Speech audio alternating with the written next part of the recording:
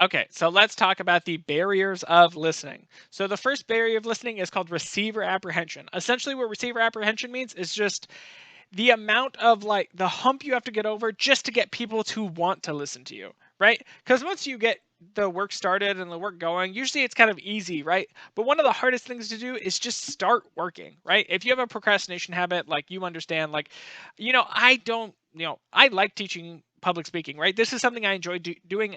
I like recording videos and posting them and talking and I love lecturing. I mean, I have a lot of lecture videos for a reason, right?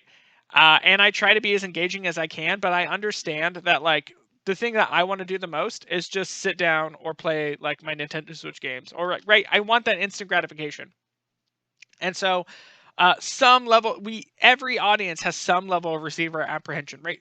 I'm sure you've been scrolling on like Netflix before, and you see a movie that's like 2 hours long, and you know it's a good movie, you know you'll have a good time, but it just there's just something holding you back from hitting the play button because you know the second you hit play, you have to commit to it. If you've ever been to like classes in person or online, and after a while you just get like exhausted, it's because listening takes time, right? And so you have to, get used to that.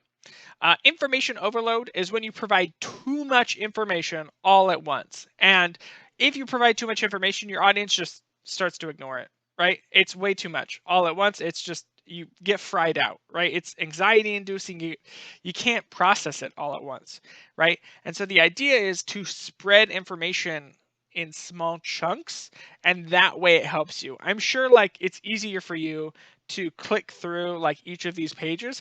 Imagine if I put just one page with like the entire week's worth of content on it, right? I wouldn't want to make that content.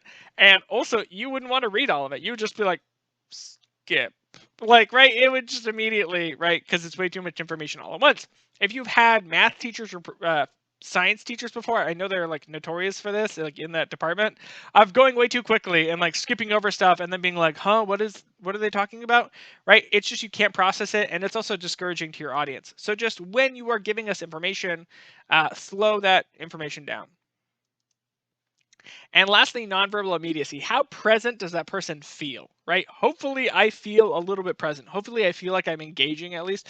I'm not like, so nonverbal immediacy is when you engage with the audience, and right, I'm trying to be energetic, I'm trying to look at the camera as much as I can, right? I'm trying not to look off too much. I want you to think like, oh, he's actually talking to me, right? Think about when you're in an in-person classroom, the difference between a professor who stands up and has like a slideshow and is like clicking through the slideshow and reading off of it, versus a teacher that's like looking at the class and like actually talking with them and like has discussion questions and is trying to get them engaged, right? If you feel like the professor is actually like engaged with you, you're more likely to learn. In the same way, like you want the speaker to be engaged when you're giving your speech. Next are poor listening habits. I wanted to combine these two because they're so close and tied together. So these are poor listening habits that people exhibit. I am notorious for all of these. First one, pseudo listening. Pseudo listening is what happens when you pretend to listen. I think you all know what I'm talking about when you're like, uh-huh, yeah, uh-huh, sure, yeah, yeah, sure. You're like on your phone. You're like, yeah, mm-hmm, mm-hmm, yeah. It's like I'm playing Angry Birds or whatever. I'm a kid. Anyway, right? Like it's pretending to listen. It's not a good habit, but most of us do it at some point, right? We don't overcome that receiver apprehension, or we have something else we want to do. Selective listening is the same as selective attention. So go back and look at that selective attention. It's when you just listen to specific parts that you want to listen to. And so my favorite example of this is when my mom used to come home and tell me about her work day every day when I got home from school, and she would want me to talk about my school for all day, and then she would want to talk about her work all day. And I knew that every conversation ended with she would mention what we were having for dinner. So I knew like bad old like 14, 15-year-old me, I would ignore everything my mom said about her work because I was like, that's boring. I don't care about her being a real estate agent. And the second she mentioned dinner, I'd like perk up and be like, pay attention to that, right? Um, Talkaholics, people who are addicted to talking, right? If you have a friend who just talks too much and won't let you get a word in, There's an old joke where someone's like, "Oh, I love when a conversation when you're like, ooh, it's my turn to talk," right? Like that's kind of the talkaholic's brain. You need to learn how to shut up. Like my dad literally pulled me aside one time because I'm a talkaholic, and he goes, "Zach, like, shut up sometimes. Like, shut up sometimes, okay?" And I was like, "Oh yeah." I'm like, I learned. Sometimes when I realize I'm talking too much, I'll stop. I'll just stop talking. I'll be like, "Let me enjoy other people's conversations," right? Aggressive listening is when you listen for the sole purpose of like attacking the other person, right? So uh, it's also called ambushing because it's like you're collecting like little like weapons to use against that person. So I will give you an example of this. Maybe you'll relate to it a little bit, right? I used to have a roommate that I hated. I hated my roommate. We did not like each other. We would fight constantly every day. We wouldn't even look at each other or say hi to each other. We hated each other. And the one thing we always fought about was chores. We fought about chores literally at least once a week.